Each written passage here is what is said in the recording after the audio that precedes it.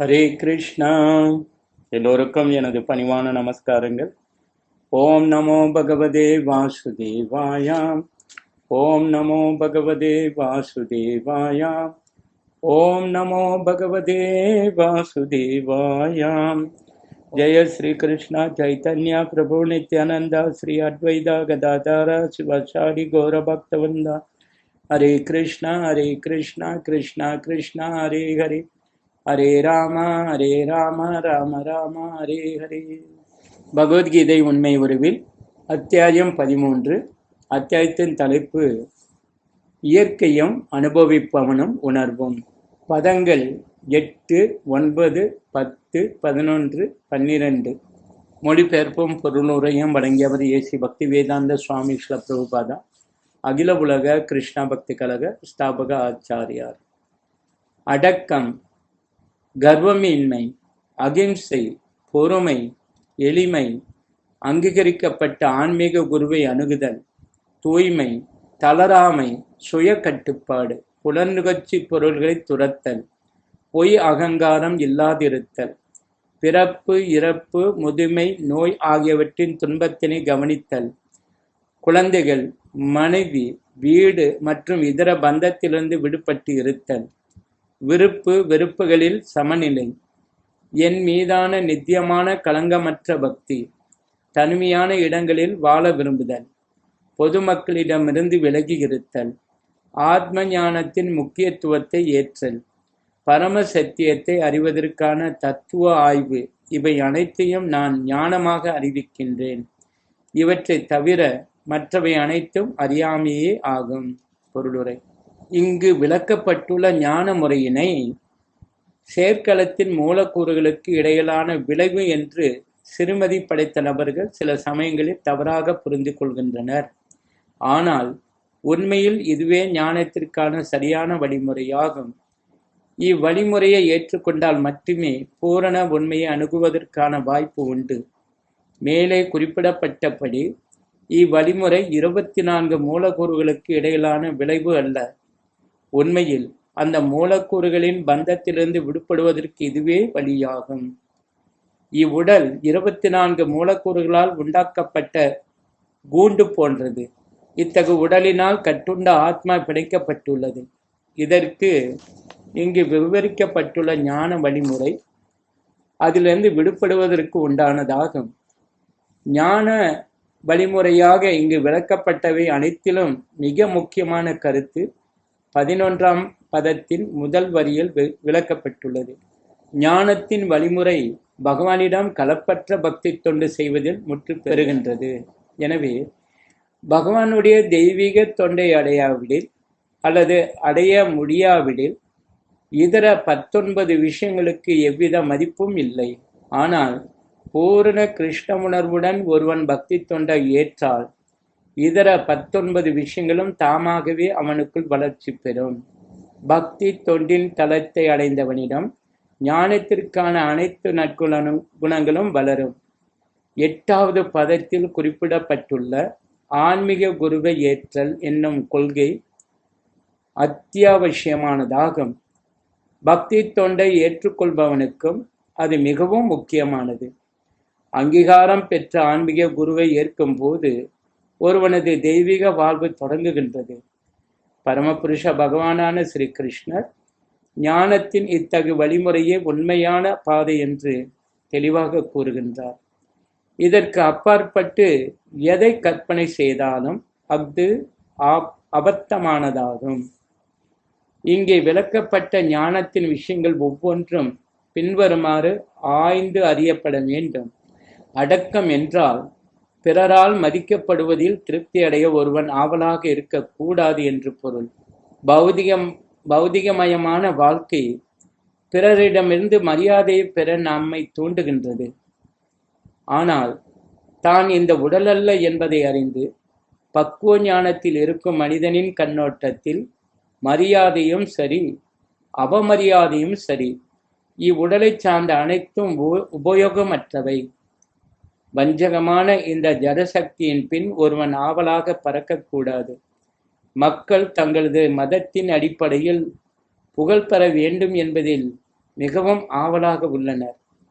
இதன் விளைவாக சில சமயங்களில் மத நெறிகளை பற்றி புரிந்து கொள்ளாமல் மத நெறிகளை உண்மையில் பின்பற்றாத ஏதேனும் ஒரு கூட்டத்துடன் ஒருவன் இணைவதையும் அதன் பின்னர் தன்னை மத ஆலோசகராக விளம்பரம் செய்து கொள்ள விரும்புவதையும் நான் காண்கிறோம். ஆன்மீக விஞ்ஞானத்தின் உண்மையான மேம்பாட்டை பொறுத்தவரை தான் எவ்வளவு முன்னேறியுள்ளோம் என்பதை காண ஒருவன் தன்னை சோதனை செய்து பார்க்க வேண்டும். இங்கே கொடுக்கப்பட்டுள்ள விஷயங்கள் வைத்து அவன் தீர்மானிக்கலாம். அகிம்சை என்பது உடலை கொல்லாமல் இருப்பது அல்லது அழிக்காமல் இருப்பது என்ற பொருளில் பொதுவாக உபயோகிக்கப்படுகின்றது. ஆனால் உண்மையில் அகிம்சை என்றால் பிறரை துன்பத்திற்கு உள்ளாக்காமல் இருப்பது என்று பொருள். பொதுவாக பௌதிகமயமான வாழ்வு என்னும் அறியாமையினால் மக்கள் பிணைக்கப்பட்டுள்ளனர். இதனால் அவர்கள் இடையறாத ஜட துன்பங்களை அனுபவிக்கின்றனர். எனவே ஆன்மீக ஞானத்தின் தளத்திற்கு ஒருவன் மக்களை உயர்த்தாவிடி அவன் ஹிம்சையையே பயிற்சி செய்கிறான். மக்களிடம் உண்மையான ஞானத்தை விநியோகிப்பதற்கு ஒருவன் தன்னால் முயன்ற அளவு முயற்சி செய்ய வேண்டும். அதன் மூலம் மக்கள் தெளிவு பெற்று இந்த ஜட உலக பந்தத்திலிருந்து விடுதலை பெற முடியும். இதுவே அகிம்சை எனப்படும். பொறுமை என்றால் மற்றவர்களிடமிருந்து அவமரியாதையையும் நிந்தனையையும் தாங்கிக் கொள்ள பயிற்சி பெற்றவனாக இருக்க வேண்டும் என்று பொருள். ஆன்மீக ஞானத்தில் முன்னேற்றத்தில் ஒருவன் ஈடுபட்டிருந்தால் பிறரிடமிருந்து பற்பல நிந்தனைகளையும் அவமதிப்பையும் பெற வேண்டியிருக்கும். ஜட இயற்கையின் அமைப்பு இவ்வாறு இருப்பதால் இஃது எதிர்பார்க்கக்கூடியது. ஆன்மீக ஞானத்தை வளர்ப்பதில் ஈடுபட்டிருந்த 5 வயது சிறுவனான பிரகலாதன் கூட அவனது தந்தை அவனது பக்திக்கு விரோதியான போது பெரும் ஆபத்திற்கு உள்ளாக்கப்பட்டான். பற்பல வழிகளில் அவனை கொலை செய்ய அவனது தந்தை முயற்சி செய்தும் கூட பிரகலாதன் அவரை பொறுத்து கொண்டான். எனவே ஆன்மீக ஞானத்தில் முன்னேற்றம் அடைவதில் பற்பல தடங்கள் இருக்கலாம். ஆனால் நாம் பொறுமையுடன் இருந்து நமது முன்னேற்றத்தை உறுதியுடன் தொடர வேண்டும். எளிமை என்றால் கபடத்தனம் என்று தனது எதிரிக்கு கூட உண்மையை வெளிப்படுத்தும் அளவிற்கு நேர்மையானவனாக இருக்க வேண்டும் என்று பொருள். ஆன்மீக குருவை ஏற்பதை பொறுத்தவரையில் அது மிகவும் அத்தியாவசியமானதாகும். ஏனெனில் அங்கீகரிக்கப்பட்ட ஆன்மீக குருவின் உபதேசங்களின்றி ஆன்மீக விஞ்ஞானத்தில் முன்னேற்றம் காண முடியாது. ஒருவன் பூரண அடக்கத்துடன் ஆன்மீக குருவை அணுகி அவருக்கு எல்லா விதமான சேவைகளையும் அர்ப்பணிக்க வேண்டும். அதன் மூலம் அவர் திருப்தி அடைந்து தனது ஆசிகளை சீடனுக்கு வழங்கும்படி நடந்து கொள்ள வேண்டும். அங்கீகரிக்கப்பட்ட ஆன்மீக குரு கிருஷ்ணருடைய பிரதிநிதி என்பதால் அவர் தனது சீடனுக்கு ஏதேனும் ஆசிகளை வழங்கினால் அஃது அந்த சீடனை உடனடியாக முன்னேற்றமடைய செய்யும்.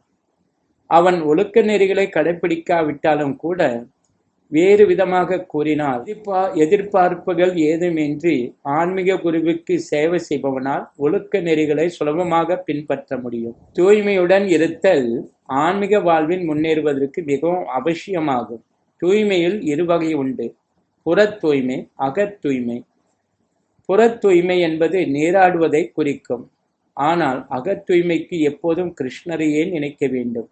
ஹரே கிருஷ்ணா கிருஷ்ணா கிருஷ்ணா ஹரே ஹரே, ஹரே ராம ராம ராம ஹரே ஹரே என்று உச்சரிக்க வேண்டும். இதுவரை சேர்த்து வைத்துள்ள கர்ம வினை என்னும் அழுக்கினை இந்த வழிமுறை மனதிலிருந்து தூய்மை செய்கின்றது. தளராமை என்றால் ஆன்மீக வாழ்வின் முன்னேற்றம் அடைவதில் மிகவும் உறுதியுள்ளவனாக இருக்க வேண்டும் என்று பொருள். இத்தகு மன உறுதி இல்லாவிடில் போதிய அளவு முன்னேற்றம் அடைய முடியாது. சுய கட்டுப்பாடு என்றால் ஆன்மீக முன்னேற்ற பாதைக்கு எதிரான எதையும் ஏற்கக்கூடாது என்று பொருள். இதை ஒருவன் பழக்கப்படுத்தி கொண்டு ஆன்மீக முன்னேற்ற பாதைக்கு எதிரான அனைத்தையும் புறக்கணிக்க வேண்டும். இதுவே உண்மையான துறவு. புலன்கள் மிகவும் வலிமையானவை. அவை எப்போதும் புலனின்பத்தை பெறுவதில் ஆர்வமாக உள்ளன. தேவையற்ற அத்தகைய கோரிக்கைகளுக்கு உணவளிக்க கூடாது. உடலை தகுதியுடையதாக வைத்துக் கொள்ளும் அளவிற்கு மட்டுமே புலன்கள் திருப்திப்படுத்தப்பட வேண்டும். உடல் தகுதியுடன் இருந்தால் ஆன்மீக வாழ்க்கையின் முன்னேற்றத்திற்கான கடமைகளை சரிவர நிறைவேற்ற முடியும். மிக முக்கியமானதும் கட்டுப்படுத்த முடியாததுமான புலன் நாக்கு. ஒருவனால் நாக்கை கட்டுப்படுத்த முடிந்தால் பிறகு இதர புலன்களை கட்டுப்படுத்துவதற்கான சாத்தியம் உள்ளது. சுவைப்பதும் உச்சரிப்பதும் நாக்கின் செயல்கள். எனவே நாக்கினை முறையாக ஒழுங்குபடுத்தி கிருஷ்ணருக்கு படைக்கப்பட்ட பிரசாதத்தினை சுவைப்பதிலும் ஹரே கிருஷ்ண மந்திரத்தை உச்சரிப்பதிலும் அதனை ஈடுபடுத்த வேண்டும். கண்களை பொறுத்தவரையில் கிருஷ்ணருடைய அழகிய ரூபத்தை தவிர வேறு எதையும் காண்பதற்கு அவற்றை அனுமதிக்க கூடாது. இது கண்களை கட்டுப்படுத்தும்.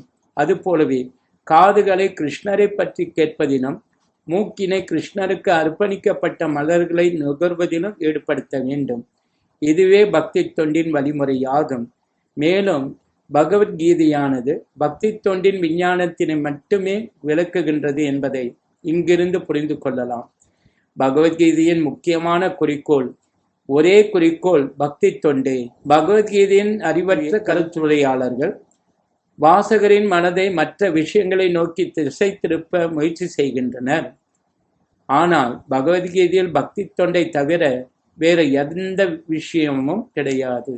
பொய் அகங்காரம் என்பது தன்னை இந்த உடலாக ஏற்றுக்கொள்வதை குறிக்கும். நான் இந்த உடல் அல்ல, ஆன்மீக ஆத்மா என்பதை புரிந்து கொள்ளும் போது ஒருவன் உண்மையான அகங்காரத்தின் நிலைக்கு வருகின்றான். அகங்காரம் எப்போதும் உள்ளது. பொய் அகங்காரம் மட்டுமே கண்டனம் செய்யப்படுகின்றது. உண்மை அகங்காரம் அல்ல. வேத இலக்கியத்தில் அரண்யக உபனிஷத் 1:4-10 நான் பிரம்மன், நான் ஆன்மீகமானவன் என்று கூறப்பட்டுள்ளது. தன்னை பற்றிய நான் என்னும் இத்தகு தன்னுணர்வு முக்தி பெற்ற நிலையிலும் கூட உள்ளது. நான் என்பதை பற்றிய உணர்வு அகங்காரம் எனப்படும். ஆனால் நான் என்ற அந்த உணர்வினை பொய்யான உடலின் மீது செலுத்தும் போது அகங்காரம் பொய் அகங்காரமாக மாறுகின்றது. அதே உணர்வினை உண்மையான விஷயத்தில் செலுத்தும் போது அஃது உண்மை அகங்காரம் ஆகின்றது. நம்முடைய அடையாளத்தினை அல்லது அகங்காரத்தினை நாம் விட்டுவிட வேண்டும் என்று சில தத்துவ ஞானிகள் கூறுகின்றனர். ஆனால் அத்தகைய அடையாளத்தினை கைவிடுதல் சாத்தியமல்ல. அதே சமயத்தில் உடலுடனான பொய்யான அடையாளத்தினை விட்டுவிட வேண்டும் என்பதை நாங்களும் வலியுறுத்துகிறோம். பிறப்பு, இறப்பு, முதுமை, நோய் ஆகியவற்றை ஏற்பதன் துன்பத்தை புரிந்து கொள்ள வேண்டும். பிறப்பை பற்றிய விளக்கங்கள் பல்வேறு வேத இலக்கியங்களில் உள்ளன. ஸ்ரீமத் பாகவதத்தில் பிறக்காதவரின் உலகம், தாயின் கருப்பையில் இருக்கும் குழந்தையின் வாழ்வு, அதன் துன்பங்கள் போன்றவை மிக அற்புதமாக விவரிக்கப்பட்டுள்ளன. பிறப்பு துன்பமயமானது என்பதை மிக தெளிவாக புரிந்து கொள்ள வேண்டும். தாயின் கருவினில் இருந்தபோது நாம் எவ்வளவு துன்பத்தை அனுபவித்தோம் என்பதை மறப்பதன் காரணத்தினால்தான் பிறப்பு இறப்பின் சுழற்சியிலிருந்து மீள்வதற்கான வழியை நாம் தேடாமல் உள்ளோம். அதுபோல இறப்பின் சமயத்திலும் பல்வேறு விதமான துன்பங்கள் உள்ளன. இவையும் சாஸ்திரங்களில் குறிப்பிடப்பட்டுள்ளன. இவ்விஷயங்கள் விவாதிக்கப்பட வேண்டியவை. முதுமை, நோய் ஆகியவற்றை பொறுத்தவரையில் ஒவ்வொருவருக்கும் அவற்றில் சொந்த அனுபவம் உண்டு. நோயை யாரும் விரும்புவதில்லை, முதுமையையும் யாரும் விரும்புவதில்லை. ஆனால் இவற்றை தவிர்ப்பது சாத்தியமில்லை. பிறப்பு, இறப்பு, முதுமை, நோய் ஆகியவற்றின் துன்பங்களை கருத்தில் கொண்டு ஜட வாழ்வின் மீது வெறுப்பு கண்ணோட்டம் உடையவர்களாக நாம் மாறாதவரை ஆன்மீக வாழ்வில் முன்னேற்றம் அடைவதற்கான ஊக்கம் நமக்கு கிடையாது. குழந்தைகள், மனைவி, வீடு ஆகியவற்றை துறப்பது என்பதை பொறுத்தவரை அவற்றின் மீது பாசம் வைக்கக்கூடாது என்று பொருள் அல்ல. அவை இயற்கையாகவே பற்றுதலை கொடுக்கும் விஷயங்கள். ஆனால் அவை ஆன்மீக முன்னேற்றத்திற்கு சாதகமாக இல்லாவிடில் ஒருவன் அவற்றின் மீது பற்றுதல் கொண்டிருக்க கூடாது. இல்லத்தை இனிமையாக வைத்திருக்க மிகச் சிறந்த வழி கிருஷ்ண உணர்வு. இந்த கிருஷ்ண உணர்வு முறை மிகவும் எளிமையானது என்பதால் ஒருவன் பூரண கிருஷ்ண உணர்வில் இருந்தால் அவன் தனது இல்லத்தை இன்பமயமானதாக மாற்றலாம். அவன் செய்ய வேண்டியவை என்ன யாதெனில், ஹரே கிருஷ்ணா ஹரே கிருஷ்ணா கிருஷ்ணா கிருஷ்ணா ஹரே ஹரே, ஹரே ராம ஹரே ராம ராம ராம ஹரே ஹரே என்று உச்சரிக்க வேண்டும். கிருஷ்ணருக்கு படைக்கப்பட்ட உணவினை பிரசாதமாக ஏற்க வேண்டும். பகவத்கீதை, ஸ்ரீமத் பாகவதம் போன்ற புத்தகங்களை விவாதிக்க வேண்டும் மற்றும் விக்கிரக வழிபாட்டில் ஈடுபட வேண்டும். இந்நான்கு விஷயங்களும் அவனை மகிழ்விக்கும். இவ்வழியில் தனது குடும்ப அங்கத்தினர்களுக்கு ஒருவன் பயிற்சியளிக்க வேண்டும். காலையிலும் மாலையிலும் குடும்பத்தினர் அனைவரும் ஒன்றாக அமர்ந்து ஹரே கிருஷ்ணா கிருஷ்ணா கிருஷ்ணா ஹரே ஹரே, ஹரே ராம ராம ராம ஹரே ஹரே என்று ஜபம் செய்யலாம். 4 கொள்கைகளை பின்பற்றி கிருஷ்ண உணர்வினை இவ்வழியில் வளர்த்து கொள்ளும்படி ஒருவன் தனது குடும்ப வாழ்வினை வடிவமைக்க முடிந்தால் அவன் குடும்ப வாழ்விலிருந்து துறவு வாழ்விற்கு மாற்றம் பெற அவசியமில்லை. ஆனால் குடும்ப வாழ்வானது ஆன்மீக முன்னேற்றத்திற்கு உகந்ததாக இல்லாமல் சாதகமற்றதாக இருந்தால் அது நிராகரிக்கப்பட வேண்டும். அர்ஜுனனைப் போல கிருஷ்ணரை உணர்வதற்காகவும் அவருக்கு தொண்டு செய்வதற்காகவும் அனைத்தையும் தியாகம் செய்ய வேண்டும். அர்ஜுனன் தனது குடும்பத்தினர்களை கொல்ல விரும்பவில்லை. ஆனால் தனது கிருஷ்ண உணர்விற்கு அவர்கள் தடங்களாக உள்ளனர் என்பதை புரிந்து கொண்டவுடன் அவன் கிருஷ்ணரின் உபதேசத்தை ஏற்று போர் புரிந்து அவர்களை கொன்றான். எப்படி ஆயினும் குடும்ப வாழ்வில் இன்பத் துன்பங்களை ஒருவன் துறந்தே ஆக வேண்டும். ஏனெனில் முழுமையான இன்பத்துடன் இருப்பதோ முழுமையான துன்பத்துடன் இருப்பதோ இவ்வுலகில் ஒருபோதும் சாத்தியமல்ல. ஜடவாழ்வில் இன்பமும் துன்பமும் எப்போதும் தொடர்ந்து வரக்கூடியவை. பகவத்கீதையில் அறிவுறுத்தப்பட்டுள்ளபடி அவற்றை பொறுத்து கொள்ள கற்க வேண்டும். வந்து போகக்கூடியதான இன்பத்தையும் துன்பத்தையும் என்றுமே தடுக்க முடியாது. எனவே பௌதிகமயமான வாழ்விலிருந்து ஒருவன் விலகி இருக்க வேண்டும். அதன் மூலம் இன்பத் துன்பங்களின் சமநிலையுடையவனாக ஆக முடியும். பொதுவாக நமக்கு விருப்பமானவற்றை அடையும் பொழுது நாம் மிகவும் மகிழ்கின்றோம். நமக்கு விருப்பமற்ற எதையேனும் அடைந்துவிட்டால் துன்பப்படுகிறோம். ஆனால் நாம் உண்மையிலேயே ஆன்மீக நிலையில் இருந்தால் இந்த விஷயங்கள் நம்மை பாதிக்காது. அத்தகைய நிலையை அடைய சிதையாத பக்தி தொண்டை நாம் பயிற்சி செய்ய வேண்டும். முறையான பாதையிலிருந்து பெறலாமல் கிருஷ்ணருக்கு பக்தி தொண்டு செய்வது என்றால் 9ஆம் அத்தியாயத்தின் இறுதி பதத்தில் விளக்கப்பட்டபடி பக்தி தொண்டின் 9 வழிமுறைகளான கீர்த்தனம், ஸ்வரவணம், அர்ச்சனம், வந்தனம் போன்றவற்றில் ஒருவன் தன்னை ஈடுபடுத்திக் கொள்ள வேண்டும். இந்த வழிமுறையே பின்பற்ற வேண்டியதாகும். ஆன்மீகமயமான வாழ்வை ஒருவன் ஏற்றுக்கொள்ளும் பொழுது இயற்கையாகவே அவன் பௌதிகவாதிகளுடன் சேர விரும்ப மாட்டான். அத்தகு உறவு அவனது சுபாவத்திற்கு எதிரானதாக அமையும். தேவையற்ற உறவுகள் இன்றி தனியிடத்தில் வாழ்வதில் தன்னிடம் எவ்வளவு விருப்பம் உள்ளது என்பதை காண்பதன் மூலம் ஒருவன் தன்னை பரிசோதித்துக் கொள்ளலாம். அவசியமற்ற விளையாட்டுக்கள், திரைப்படத்திற்கு செல்லுதல் அல்லது ஏதேனும் சமூக விழாக்களில் கலந்து கொண்டு அனுபவித்தல் போன்றவற்றில் பக்தனுக்கு இயற்கையிலேயே சுவை ஏதும் இல்லை. ஏனெனில் அவையெல்லாம் வெறும் கால விரயமே என்பதை அவன் புரிந்து கொண்டுள்ளான். அடுத்ததாக பல்வேறு ஆராய்ச்சியாளர்களும் தத்துவவாதிகளும் காம வாழ்வை பற்றியோ இதர விஷயங்களை பற்றியோ ஆராய்ச்சி செய்கின்றனர். ஆனால் பகவத்கீதையின்படி அத்தகைய ஆராய்ச்சிகளுக்கும் தத்துவ கற்பனைகளுக்கும் எவ்வித மதிப்பும் இல்லை. ஏறக்குறைய அவை அபத்தமானவை. பகவத்கீதையின்படி தத்துவ ஆய்வுகளின் மூலம் ஆத்மாவின் இயற்கையை பற்றி ஒருவன் ஆராய்ச்சி செய்ய வேண்டும். அவன் தன்னை புரிந்து கொள்வதற்கான ஆராய்ச்சிகளை மேற்கொள்ள வேண்டும். அதுவே இங்கு சிபார்சு செய்யப்பட்டுள்ளது. தன்னுணர்வு அடைவதை பொறுத்த வரையில் பக்தி யோகமே நடைமுறைக்கு ஒத்துவரக்கூடியது என்று இங்கு தெளிவாக கூறப்பட்டுள்ளது. பக்தி என்ற கேள்வி எழுந்த உடனேயே பரமாத்மாவிற்கும் தனிப்பட்ட ஜீவாத்மாவிற்கும் இடையிலான உறவை கருத்தில் கொள்ளுதல் அவசியம். குறைந்தபட்சம் பக்தியின் கண்ணோட்டத்தில் தனிப்பட்ட ஜீவாத்மாவையும் பரமாத்மாவையும் ஒன்றாக கருத முடியாது. இங்கே தெளிவாக குறிப்பிடப்பட்டுள்ளபடி பரமாத்மாவிற்கு ஜீவாத்மா செய்யும் தொண்டு நித்தியமானதாகும். எனவே பக்தி தொண்டு நித்தியமானதாகும். இத்தகைய தத்துவத்தின் மீதான திட நம்பிக்கையில் ஒருவன் நிலை பெற்றிருக்க வேண்டும். ஸ்ரீமத் பாகவதத்தில் 1-2 11 இது விளக்கப்பட்டுள்ளது. பூர்ண சத்தியத்தை உண்மையாக உணர்ந்தவர்கள் பிரம்மன், பரமாத்மா, பகவான் ஆகிய 3 நிலைகளில் தன்னுணர்வு அடையப்படுகின்றது என்று அறிகின்றனர். பூரண உண்மையை உணர்வதில் பகவான் என்பது இறுதிச் சொல். எனவே முழுமுதற் கடவுளை புரிந்து கொள்ளும் தளத்திற்கு உயர்வு பெற்று அவரது பக்தி தொண்டில் ஒருவன் ஈடுபட வேண்டும். இதுவே ஞானத்தின் பக்குவ நிலையாகும். அடக்கத்தை பயிற்சி செய்தல் என்ற நிலையில் தொடங்கி புருஷோத்தமரான முழுமுதற் கடவுளை பரம உண்மையாக உணர்ந்து அறியும் நிலை வரை செல்லக்கூடிய இந்த வழிமுறை ஒரு கட்டிடத்தின் கீழ்த்தளத்திலிருந்து அதன் உச்சிக்கு செல்லும் மாடிப்படியை போன்றது. இந்த படிக்கட்டின் மூலம் முதல் தளம், 2ஆம் தளம் அல்லது 3வது தளத்தை பலர் அடைந்துள்ளனர். ஆனால் கிருஷ்ணரை புரிந்து கொள்ளுதல் என்னும் உச்சத்தளத்தை அடையாதவரை அவன் ஞானத்தின் கீழ்நிலையிலேயே இருக்கின்றான்.